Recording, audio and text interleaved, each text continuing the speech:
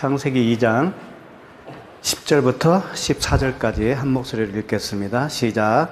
강이 에덴에서 흘러나와 동산을 적시고 거기서부터 갈라져 네 근원이 되었으니 첫째의 이름은 비손이라. 금이 있는 하월라 온 땅을 둘렀으며 그 땅의 금은 순금이요 그곳에는 베델리엄과 호마노도 있으며 둘째 강의 이름은 기혼이라. 구스 온 땅을 둘렀고 셋째 강의 이름은 히데겔이라. 아스로 동쪽으로 흘렀으며 넷째 강은 유브라 되더라. 아멘. 오늘은 네 개의 강입니다.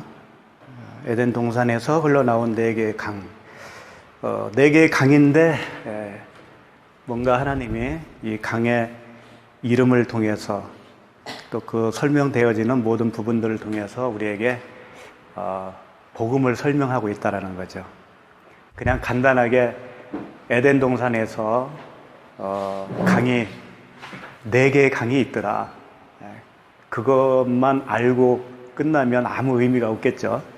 그러니까 먼저 우리가 전주에 살펴본 그 사람을 하나님이 지으시고 그 코에 생기를 불어넣어 주셨으니까 뭐가 됐어요? 생명이 됐죠. 예. 그 아담 네 네페 시하이. 그래서 생명이 됐어요. 그 생명이 된 그 아담을 동산에 두셨다라고 돼 있죠. 8절에 보면. 그러니까 그 동산을 갈 사람이 생긴 거고, 그렇죠. 그리고 비가 내리기 시작한 거죠. 예. 동산에 이제 비가 내리는 겁니다. 비가 내리니까 당연히 그 물이 흘러내리겠죠. 그래서 네 개의 강 이야기가 나오는 거예요. 그러면 그 동산이 뭐라고 그랬어요? 에덴 동산이. 지금 우리들에게 적용을 하면 뭐라고 그랬어요? 에덴 동산이. 그렇죠. 성전이라고 그랬잖아요. 성전. 그러면 강 네 개가 어디 있다라는 거죠? 내 안에. 내 안에 흐르는 강이에요. 예. 그렇게 알아 먹으셔야 돼. 그러니까 예수님이 이런 말씀하셨죠. 나를 믿는 자는 성경의 이름과 같이 그 배에서 생수의 강이 흘러나오리라. 바로 그 말씀이에요. 하나님은 이제 에덴 동산과 아담 이야기를 통해서 우리 이야기를 하고 계시는 거죠. 근데 이게 잘 보시면 오늘 그 2장 10절 보시면 강이 에덴에서 흘러나와 동산을 적시고 거기서부터 갈라져 네 근원이 되었으니 라고 되어 있는데요. 그래서 근원이 됐다고 그랬는데 이 근원이 로시로 되어 있어요. 로시라고 하는 단어예요. 무슨 얘기냐면 로시는 머리라는 뜻이거든요. 우두머리, 첫째. 누굴까요, 그게? 그렇죠. 그리스도시죠. 예수 그리스도.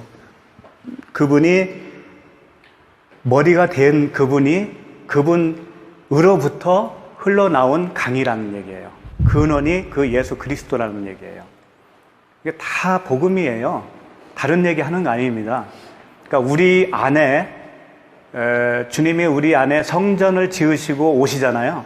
그러면 우리 안에서 그 생수의 강이 흐른다는 얘기죠. 그 근원이 누구냐 하면 예수 그리스도다. 그런 얘기예요. 근데 이제 조금 우리가 깊이 생각해야 될 것은 무언가 하면 강이 네 개라는 얘기예요. 그 근원은 한 강이었어요. 하나였었어요. 근데 거기서 네 개로 이렇게 갈라졌다는 얘기죠. 갈라져서 흐른다는 거예요. 네 개라고 하는 그 숫자에 힌트가 있을 수가 있죠. 4는 항상 어떤 의미가 있죠? 성경에서 4는. 그렇죠. 땅의 숫자라고 보면 돼요. 땅의 숫자. 그러면 땅은 동서남북이 돼 있잖아요. 네, 그래서 네 개라는 숫자가 이제 거기서 나왔다고 할 수가 있고, 동서남북 또 뭐 어떤 그 사계절 또 뭐가 있어요? 그 사자로 시작되는 거. 400년 애굽 생활. 애굽에서 이스라엘 백성이 400년, 정확하게는 430년이지만 종살이를 했잖아요. 그 다음에 또 뭐가 있어요? 가나안 가기 전에 광야 40년. 광야 40년 전에 정탐꾼을 보냈잖아요. 가나안 땅에 40일간 정탐을 하고 온 거예요. 참 신기하죠? 왜 40일이 되었는가? 그러니까 가나안 정탐 40일, 광야 40년, 또 구약과 신약의 그 중간 기간이 있어요. 400년. 그게 또 400년이에요. 그리고 예수님이 오셔서 시험을 받으셨죠. 40일 동안. 그래서 이 4자로 시작되는 이 숫자가 공교롭게도 시험의 어떤 기간을 말해주고 있죠. 그래서 이 4라고 하는 이 숫자는 우리 인간이 땅은 나잖아요. 내가 이 세상에서 땅적인 존재가 뭔가 완성이 되는 그런 기간을 얘기하는 거죠. 완성이 되는 기간. 그래서 완성이 되면 뭐가 되냐면 그게 천국이 되는 거예요. 그래서 복음서가 예수님을 전하는 복음서인데 몇 개가 있어요? 4개가 있죠. 그러나 머리는 하나입니다. 예수 그리스도. 그와 같이 그 4개의 복음서를 우리가 다 복음으로 이해를 할 때 나라는 사람이 성전으로 완성이 된다는 얘기예요. 그걸 에덴에서 이제 그 4개의 강을 가지고 설명을 하는 거죠. 그러니까 예수님이 지금 하나님이 우리를 성전을 어떻게 만들어 가시는가를 설명하는 거라고요. 그래서 이제 그 땅의 어떤 기간이 완성이 되면 그게 천국이라고 그랬죠. 성전이라고 그랬죠. 그것을 요한계시록에서 표현을 해주는데 제가 읽을게요. 요한계시록 21장 10절 말씀인데 성령으로 나를 데리고 크고 높은 산으로 올라가 하나님께로부터 하늘에서 내려오는 거룩한 성 예루살렘을 보이니 하늘에서 내려오는 거룩한 성 새 예루살렘을 지금 요한 사도가 보고 있다라는 거죠. 있는데 그 성은 네모가 반듯하다는 거예요. 네모가 반듯하여 길이와 너비가 같은지라 그 갈대 자로 그 성을 측량하니 12,000 스타디온이요 길이와 너비와 높이가 같더라. 그러니까 쉽게 말해서 새하늘과 새 땅, 우리가 영원히 산다고 하는 그 천국이 내려오더라는 거예요. 요한이 지금 본 거예요. 그런데 그 생김새가 어떻다고요? 네모난데 정입방체예요. 정입방체. 그래서 1만이 아니고 12,000 스타디온이라 크기를 얘기했어요. 근데 이 크기는 사실 큰 의미가 없어요. 이 크기를 이제 학자들이 숫자로 표기한 건 있긴 있더라고요. 그 숫자가 2,200km예요. 길이가. 2,200km면 부산에서 서울까지가 몇 킬로예요? 한 400-500km 잡고 저 신의주까지가 한 몇 킬로 정도 될까요? 신의주까지 한 1,000km 정도 될 거예요. 그러니까 2,200km니까 그거 2배 정도, 대한민국 2배 정도. 그게 천국이라면 작아요, 커요? 작은 거죠. 아담에서부터 시작해서 천국 백성들이 얼마나 많겠어요, 지금까지. 근데 그 많은 사람들이 거기서 산다고 생각해봐요. 큰 건 아니겠죠. 그러니까 그런 그 숫자로 계산하면 그 의미가 없는 거예요. 하나님은 그 숫자를 통해서 뭔가를 말씀하시는 건데 그 12,000 스타디온이라고 하는 그 숫자는 어떤 그 꽉 찬 숫자를 설명하고 있다라는 거예요. 완성된 숫자. 그런데 이제 중요한 것은 하늘에서 내려온 그 거룩한 새 예루살렘이 진짜 우리가 사는 그 천국을 얘기한 게 아니고 나라고 하는 사람, 각자가 천국이 있잖아요. 각자가 가지고 있는 성전이 있다고요. 그 성전을 얘기하는 거라는 거예요. 그 나라고 하는 그 성전이 무슨 모양이 있겠습니까? 사실 모양은 없겠죠. 없겠는데 정입방체로 설명을 하고 있다는 것은 그 사를 얘기하는 거예요. 땅의 숫자 4, 모퉁이, 네 귀퉁이로 정입방체를 만들어진 상태. 그러니까 어떤 모양을 얘기하는 건 아니고요. 우리 안에 그 성전이 지워지는 상태가 뭔가가 우리가 지나가야 할 여정이 있다라는 거예요. 그 여정이 꽉 차야만이 그 성전으로서 완성이 된다라는 거죠. 그걸 설명하기 위해서 자꾸 그 정입방체 4개라고 하는 숫자를 사용하고 있는 거죠. 그래서 그 성전의 모형으로 주어진 게 뭐죠? 구약에? 성막. 그렇죠. 성막. 그 다음에 성전이죠. 그러다가 예수 그리스도께서 사람의 몸으로 오셨잖아요. 그 자신을 가르쳐 또 뭐라고 그랬어요? 성전. 그런데 이제는 그건 말하고 걸어 다니는 성전이지만 진짜 성전은 뭐예요? 그리스도잖아요. 그리스도. 눈에 보이지 않는 그리스도. 몸을 입고 있는 예수 그리스도 말고 그리스도 예수. 예수 그리스도 안에 이제 감추어진 예수. 그분이 이제 성령이잖아요. 그분이 성령이시라고. 그러니까 성령께서 성전이시고 우리 안에 성령께서 오시면 내가 또 성전이 되어지는 거예요. 그러니까 이 성전은 보이지 않는 성전이에요. 그런데 보이는 성전 그 모형을 가지고 그것을 설명을 했기 때문에 그 모형을 일단 봐야 성전이 뭔가를 우리가 잘 알 수가 있는 거죠. 그래서 그 성막을 지을 때 지성소가 있죠. 지성소의 그 식양을 이야기하실 때 숫자가 있어요. 숫자가 지성소는 10규빗 이렇게 지라고 했어요. 그러니까 가로 10규빗, 세로 10규빗, 높이도 10규빗. 예? 예, 정사각형, 정방향, 그걸 뭐라고 그러죠? 입방체, 정입방체라고 하죠, 그걸. 근데 이제 성전에 있는 지성소는 좀 커요, 규모가. 2배 정도 돼요. 그래서 20규빗 이렇게 지어라.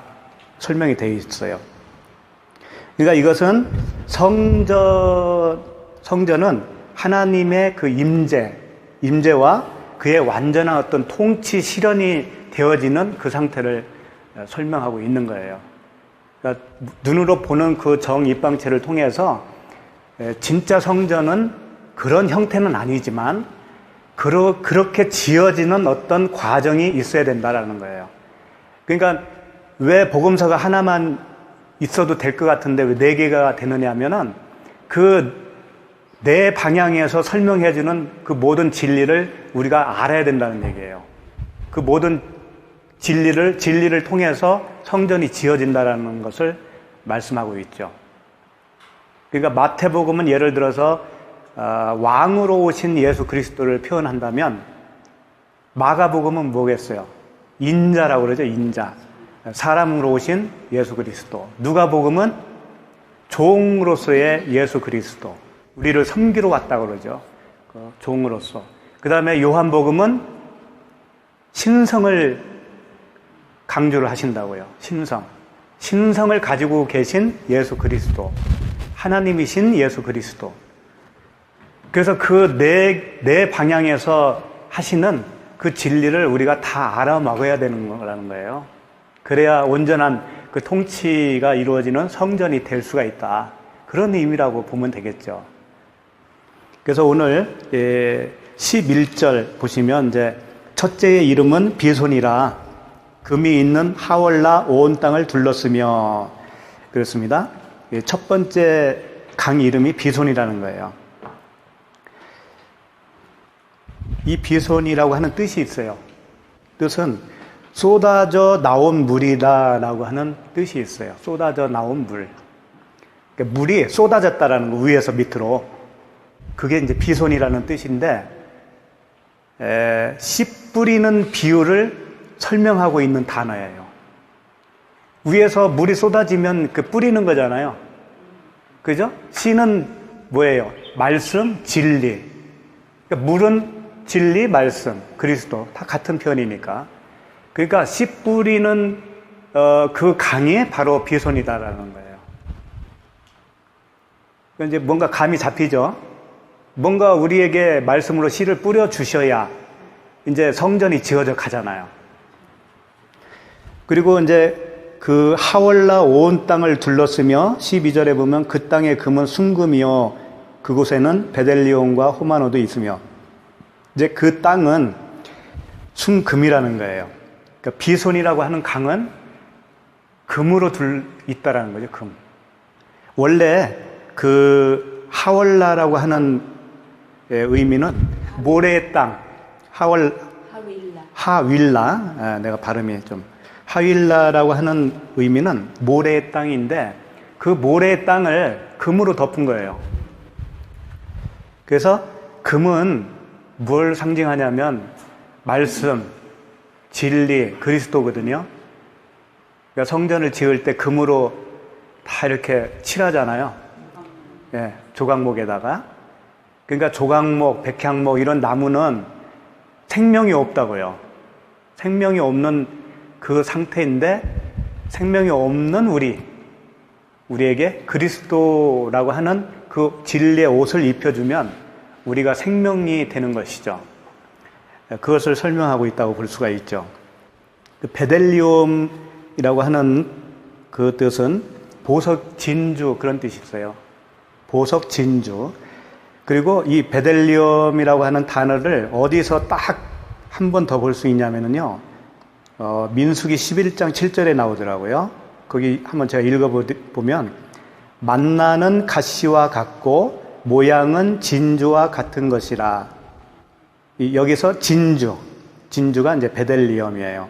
그러니까 만나는 뭐예요? 그리스도잖아요. 우리 생명을 주시는 하나님의 말씀, 예수 그리스도. 자기는 하늘에서 내려온 산떡이다. 예. 만나는 그 산떡이신 예수 그리스도의 모형이라는 거예요. 그래서 그 모형으로 준 만나만 먹은 그 이스라엘 백성들은 다 죽었잖아요. 광야에서.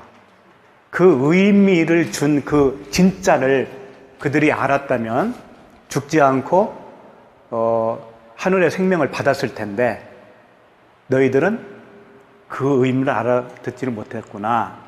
만나를 먹고 너희들은 다 죽은 자들이야. 그래서 이 만나를 이렇게 설명할 때 가시와 같고 모양은 진주와 같다 할 때 그 진주가 베델리움이에요. 그러니까 이 베델리움은 하나님의 말씀, 진리, 예수 그리스도를 표현하고 있는 거죠.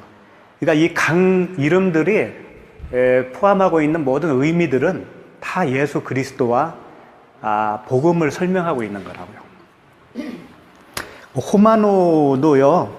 호마노도 마찬가지예요. 그 계시록에 보면 이런 말이 있죠. 그 어느 교회든가요? 버가모 교회에 이런 말을 했어요. 귀 있는 자는 성령이 교회들에게 하시는 말씀을 들을지어다.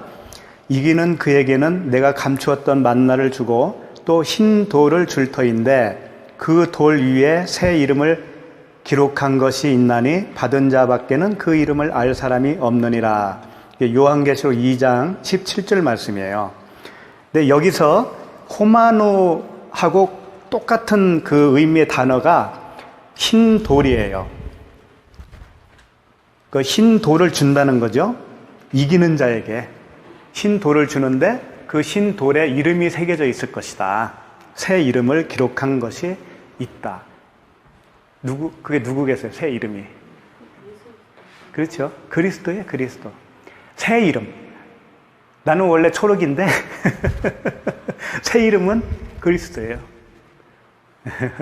그 그리스도라고 하는 이름으로 그 성전에, 내 안에 있는 성전에 기록을 해주겠다라는 거예요. 누구에게? 이기는 자에게. 그러니까 성전이 완성된 자에게. 내가 이기는 것도 아닌 거지. 그렇지. 내가 이기는 것도 아니죠. 예. 예.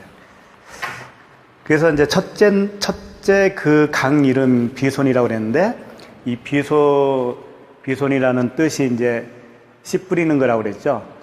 씨 뿌려서 싹이 나고 그 열매가 맺는 그런 과정까지 다 설명한 그 의미로서의 이야기예요. 그 다음에 이제 두 번째 보시면, 둘째 강의 이름은 13절, 둘째 강의 이름은 기혼이라. 구스 온 땅을 둘렀고, 이렇게 되어 있죠. 이 기혼이라는 뜻이요, 터져 나왔다라는 뜻이 있어요. 터져 나왔다. 그러니까 어디 안에 있다가 터져 나온 거예요. 그래서 욥기에 보면 이런 말이 있더라고요.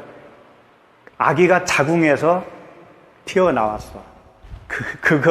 그럴 때 나온 단어예요. 그리고 또 이 기혼이라는 단어를 어디서 사용했냐면, 솔로몬이 기혼이라고 하는 그 지역에서 지명이 기혼이에요. 그곳에서 솔로몬이 기름 부음을 받았어요.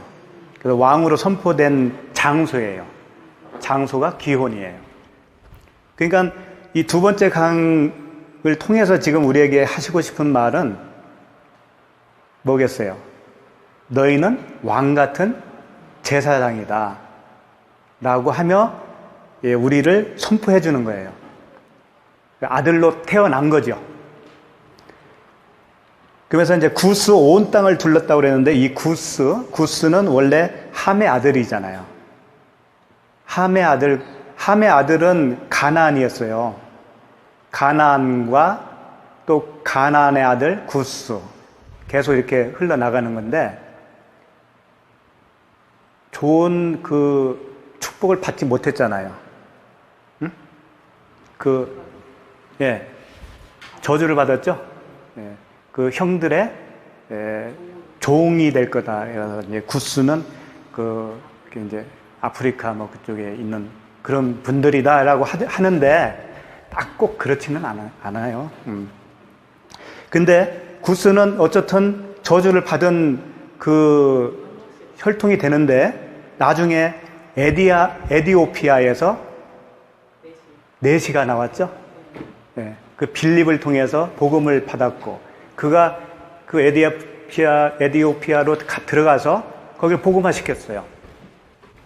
지금 그렇게 교회사를 보면 이디오피아가 우리보다 훨씬 먼저 기독교 국가였잖아요.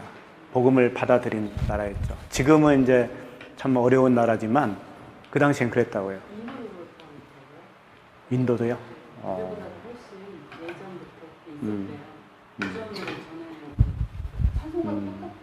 그러니까 오늘 그 둘째 강을 통해서는 저주받은 우리, 허물과 죄로 죽은 우리를 하나님이 그 만백성으로 왕같은 제사장으로 삼아준 그 복음을 얘기하고 있는 거죠.